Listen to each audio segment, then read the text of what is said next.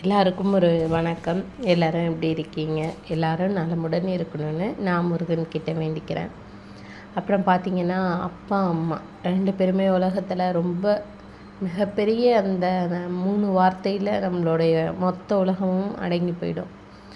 நம்ம யார்கிட்ட எதை ஷேர் பண்ணுறோமோ பண்ணலையோ நம்ம அப்பா அம்மா கிட்ட கண்டிப்பாக ஷேர் பண்ணுவோம். அதான் அம்மா விட அப்பா கிட்ட பெண் குழந்தைகள் அதிகமாக ஷேர் பண்ணுவாங்க.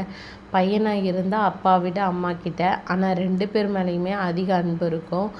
ஏன் இந்த கேரிங் அப்படின்னா, அப்பா மகன்கிட்ட தன்னுடைய அன்பை வெளிக்காட்ட மாட்டார், மகள்கிட்ட காட்டுவார். அம்மாவும் அப்படி தான். அம்மா பெண் குழந்தைகிட்ட கண்டிப்பாக காட்டுவாங்க, ஆண் குழந்தைகிட்ட கொஞ்சம் ஃப்ரீயாக இருப்பாங்க. அதனால் இப்படி தான் நம்மளுடைய பாசங்கள் வெளிப்படுதே தவிர, மற்றபடி 2 குழந்தைங்களுக்கும் அவங்களுக்கு ஒன்று தான். அதுவும் அப்பா அம்மாவை பொறுத்த வரைக்கும் 2 குழந்தைங்களும் வளர்ந்து நிற்கும்போது இந்த உலகமே அவங்க ஜெயித்த மாதிரி அவங்களுக்கு ஒரு சந்தோஷம்.